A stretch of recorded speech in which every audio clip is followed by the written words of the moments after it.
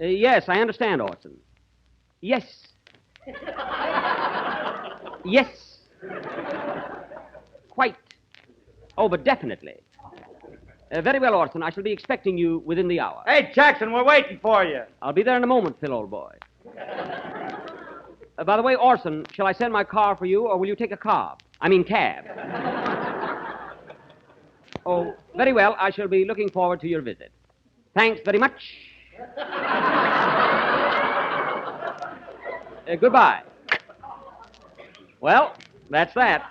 Say, kind of putting on the dog there, wasn't you? Phil, don't say wasn't you. It hurts my ears. Well, get a load of him. He talks to Orson Welles for 2 minutes, and my English ain't good enough for him. And don't say ain't. Heavens. Oh, stop with that highbrow stuff. What are you trying to do, make me feel subconscious?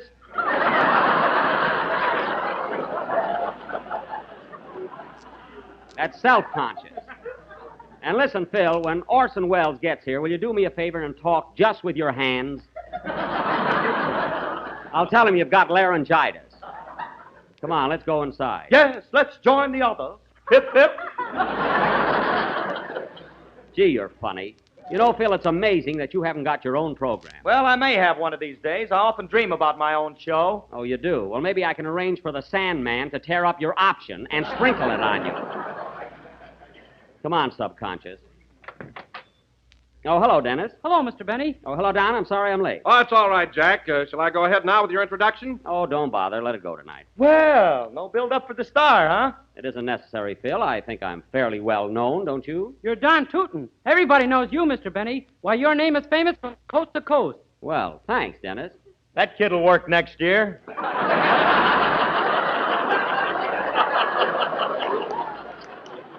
That's not flattery, Phil. I've been in show business for a long time, and naturally, my name has become more or less familiar. Well, let me tell you something, Jackson. When I go out on the road with my band, I hit a lot of towns where they never even heard of you. No kidding. That's a fact. Well, Phil, in the kind of towns you play, you can get 8 to 1 that shoes are a passing fancy.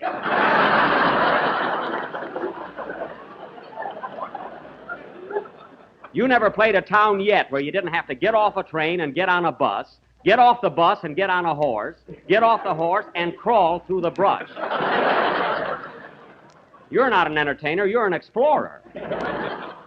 Say, Don. Yes, Jack. I meant to tell you, I just spoke to Orson Welles on the phone, and he's coming over in a little while. Oh, yes, Phil mentioned something about it. He said you wanted Mr. Welles to coach you in dramatics. Yes, and he has consented to help me out. Gee, Mr. Benny, you're a swell actor now. You don't need any coaching. Yes, I do, Dennis. That's right. Don't change your mind so fast. You know, Don, I've been doing comedy for a long time in radio and pictures, and, comedy is all right, but I've decided to go in for deeper things. Now, Dennis. Yes, please? Mr. Welles will be here pretty soon, so I think you ought to get your song over with. Have you got something ready? Yes, Mr. Benny. This being St. Patrick's Day, I'm going to sing a real old Irish folk song called Phil the Fluter. Well, that's very apropos. Go ahead, Dennis. Okay. Say, Jack, I forgot to ask you, how's Mary getting along? Mary? Oh, she's much better, Don, but she'll have to stay in bed a couple more days. Well, I'm very glad she's improving. Hey, what's the matter with Mary? Oh, she had a bad... Dennis, you can close your mouth. We're going to talk for a while. Okay.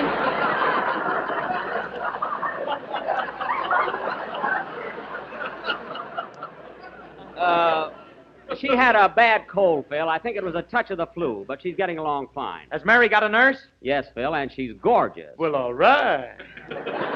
And her husband, who is 6'4" and could break you right in two, isn't bad looking either. Sing, Dennis. I think there'll be no more interruptions. Yep.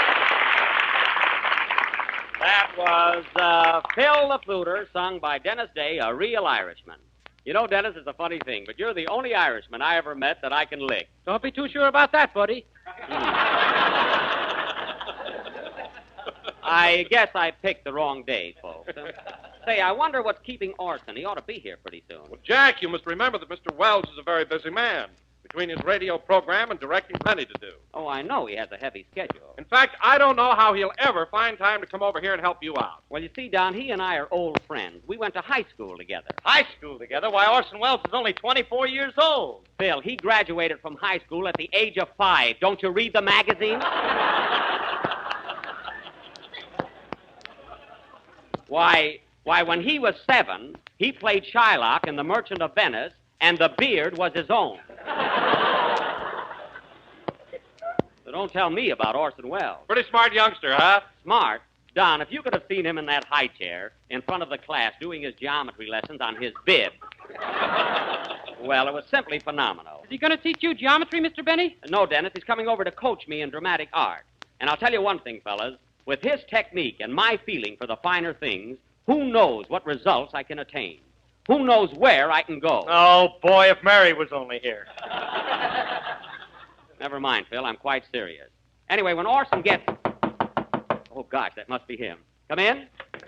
Pardon me, has Mr. Wells arrived yet? No, not yet. I'm his secretary, Miss Wentworth. If you don't mind, I'll wait for him. Oh, no. Come right in. Thank you. Oh, Mr. Harris, will you please show Miss Wentworth to a chair? Sure, park the chassis here, babe. Phil, make yourself comfortable, Miss Wentworth. Now, as I was saying, fellas, when Mr. Wells gets here, I don't want any heckling. Just behave yourselves while we're rehearsing. Well, what do you intend doing tonight, Jack? Goodbye, Mr. Chips? Oh, no, Don. We're going to work up to that gradually. First, he's going to teach me dramatic delivery and enunciation and how to breathe. Isn't that right, Miss Wentworth? I can hear you breathing way over here. I mean correctly. You know, fellas, there's a way of breathing when you read lines that... Pardon me. Hello? Mr. Wells? Oh, he hasn't arrived yet, but I'll have him call you. Goodbye. Well, Who was that, Mr. Benny? it was... Oh, darn it, I was so excited I forgot to ask. Well, you're a fine secretary. You're the secretary, not me. Then why did you answer the phone? Because it's my phone, that's why. I forgot to ask the man's name, so what? Mr. Wells won't like it. Look, miss, don't worry about that.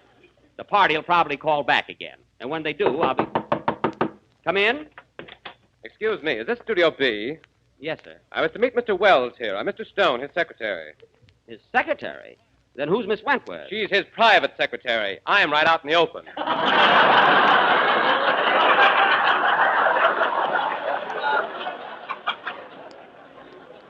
Oh. Well, come right in. Mr. Wells should be here any moment. Thank you. How do you do, Miss Wentworth? Good evening, Mr. Stone. Gee, that Orson's a pretty busy guy, ain't he? Phil, I warned you about saying ain't. Oh, that's right. He's a pretty busy guy. Am he not? Just let it go, Phil. Now, Don, I wish that Mr. you and Stone, Dennis... here's a script the Theater Guild sent from New York. Thank you. And by the way, there was a phone call from Mr. Wells, but Mr. Benny failed to get the name. Oh, that's terrible. I said I was excited, and I made a mistake. I'm sorry. Mr. Wells won't like it. Nuts to Mr. Wells! Gee, you'd think I'd murdered somebody. Now, Don, as I was saying, if you and Dennis would be... Now what? Come in? Pardon me, I'm looking for Studio B. I have an If appointment. he isn't here yet, have a seat. Good evening, Mr. Wells. Good evening, Mr. Wells. Good evening, Mr. Wells. Oh, Orson! Come right in!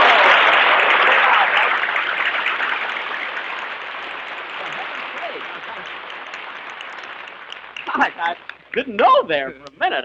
Well, I'm glad you were able to make it, Orson. I was wondering if you were going Mr. to... Stone, did Gabriel send in those sketches, the costumes for picture? We'll be needing them soon, you know. Yes, Mr. Wells, and I received that script from the Theater Good, Guild. good. Let me see it. Here you are, sir. It looks like a very interesting play.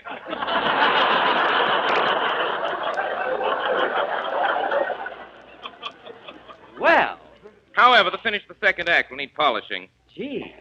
Oh, Orson, before we get started, I'd like to have you meet some of the members... Miss Wentworth, did you cable Mr. Miller about the American rights to his new production, the one that opened last week in London? Yes, I did, Mr. Wells. And by the way, just before you arrived, a phone call came for you. But Mr. Benny didn't get the name. Snitcher. I was excited, Orson. That's all right, Jack, but watch those things in the future. Oh. Oh, I will. I will, yeah. Now, Orson, before we get started, I'd like to have you meet the members of my cast. This is our announcer, Don Wilson. How do you do, Mr. Wilson? It's a pleasure, I'm sure. And this is Dennis Day, our young tenor. Mr. Day? How do you do? Dennis, don't curtsy.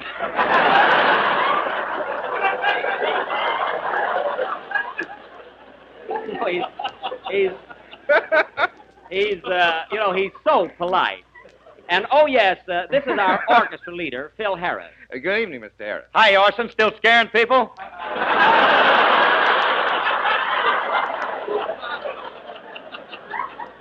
Phil! Don't pay any attention to him, Orson. He's always like that. Oh, I don't mind. He's rather amusing in his own crude way. Crude. That's very good. By the way, Jack, where's Miss Livingston? Oh, Mary's home in bed, Orson. She has a rather heavy cold. Oh, that's too bad. Has she got a nurse? I checked on that, Bob. No soap. Oh, what coarse language. I don't know where he picks those things out. Just the same, he's a very interesting study, don't you think?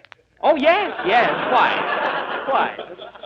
Now, Orson, I think we ought to get started with my rehearsal. Did you have anything in mind for the first lesson? The first lesson. Now, let's see. Benny.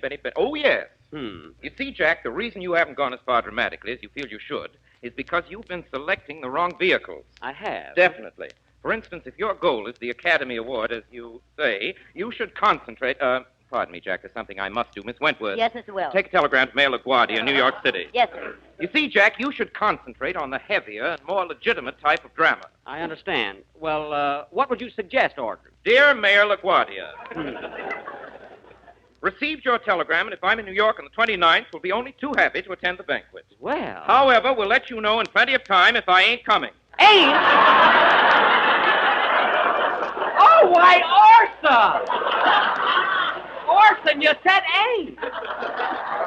Oh, I'm surprised. Well, Jack, the use of the word ain't is sometimes permissible. You see, in this instance, by using ain't, I saved a word in a telegram. Oh. You don't have to tell him about saving anything. Never mind you. That's all, Miss Wentworth. Yes, sir. Now, Jack, where were we? You were about to suggest a proper vehicle for me. Oh, yes. Now, the type of play that would offer you the greatest scope for emotional histrionics would be a literary classic, something like The Hunchback of Notre Dame. The Hunchback of Notre Dame. Mm-hmm. You mean Charles Lawton's part? Exactly. Well, gee, that would be swell. Mr. Christian, come here!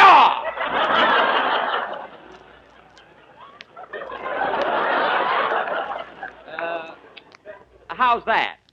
That's from Mutiny on the Bounty. Oh, yes. I got a little mixed up there, I guess.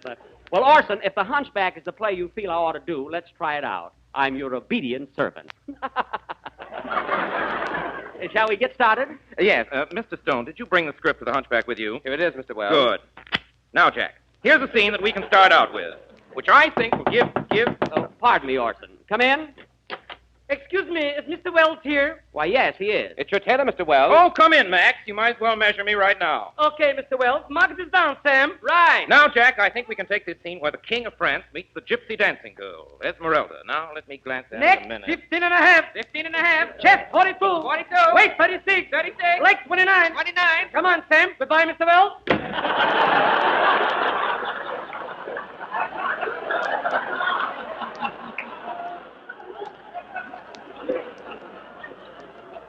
Gee. Yes, I think this scene will be fine, Jack. Well, I'll do my best, Orson. Now, do you think Miss I'll... Wentworth, Yes, Mr. Wells. take a memo to the tailor. No belt in the back.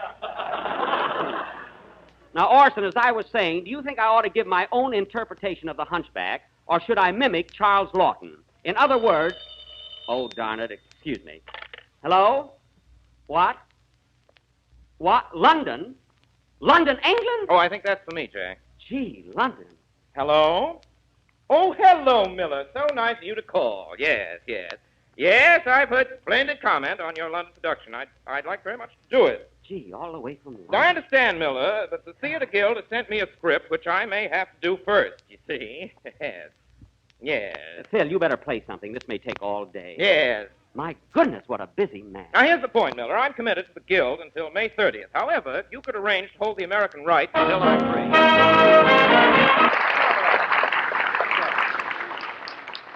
That was Woodpecker's song played by Phil Harris and his orchestra. And, Phil, I'm very glad to see that you're not a hypocrite. What do you mean, hypocrite? I mean, your music was the same as always. You didn't play good just because we have a distinguished visitor. Well, Orson, shall we get started with the Hunchback of Notre Dame? I'm raring to go. Oh, now, wait a minute, Jack. Mr. Wells, I have an important message to deliver right now, and I wish you'd listen to it and give me your frank opinion. I'd be glad to, Miss Wilson.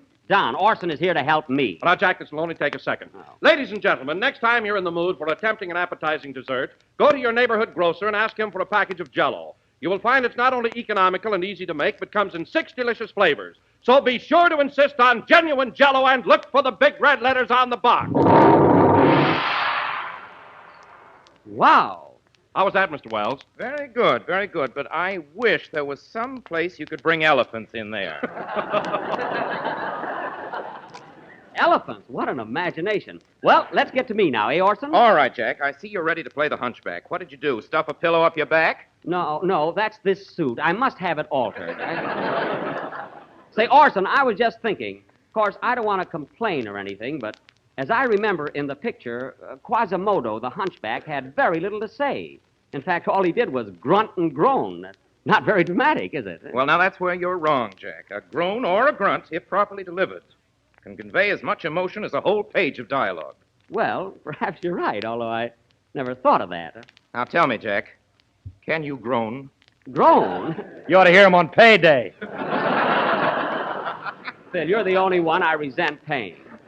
Well, now that you've explained it, Orson, I think I can handle it all right. Very good. Then let's get started. Now, this particular scene calls for the King of France. I'll play that. Frollo, the King's High Justice. I'll play that, too. Quasimodo, the Hunchback. That must be me. Yes. And Esmeralda, the Gypsy Girl, or Miss Wentworth. Would you care to help us out, please? Delighted, Mr. Wells. Now, Orson, I noticed in the script here that Quasimodo rings the bells in the Tower of Notre Dame. Do you want me to ring them? No, I'll handle the bell. Oh. And incidentally, Jack, at the finish of this particular scene, you have a very dramatic speech where you tell Esmeralda not to be afraid of you. It's really the high spot of the play. Oh, well, I'll sure try and get it right, Orson. All right, then let's proceed. We open first with Esmeralda and Frollo. Now, quiet, everybody. Quiet, everybody. Mr. Wells is about to rehearse. You have the first line, Miss Wentworth. Yes, sir. Let me go. Don't touch me. You have the hands of the devil. Great. For such talk, I could have you burned at the stake. I am the law. Yes, the law that drives my people out of France. You deserve it. You are thieves and swindlers. You are lazy and you live by magic tricks and sorcery. But you don't know the gypsies. I don't want to know them. I want to wipe them out with fire and sword. Every one of them.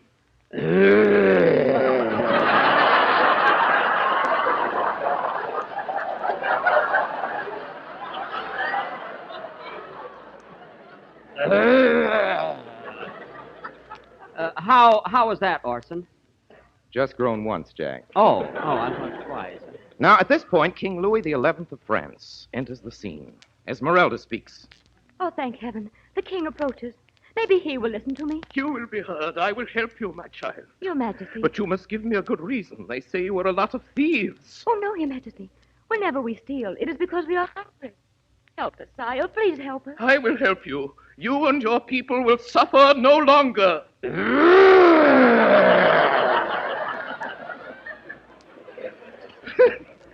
Go back to your people, my child, and tell them that their king will see that they have food and shelter, and that in the future they shall be unmolested.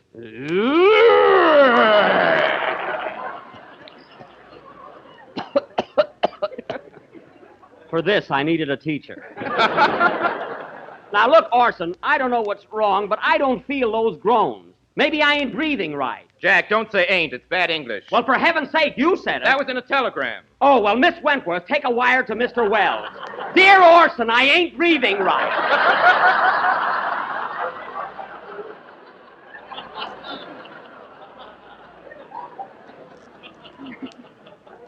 And another thing, Orson, when do I get to that long speech of mine? It's right here at the top of the next page. Esmeralda speaks again. Continue, Miss Wentworth. Oh, thank you, Your Majesty. My people will always be grateful. Rest easy, my child, and now, goodbye. Goodbye, sire. Oh, wait, Your Majesty. Who is this ugly, misshapen creature that is staring at me? I'm frightened. That's your cue, Jack. Oh, yeah. It is I, Quasimodo. Do not be terrified of me. I am not a man and not a beast.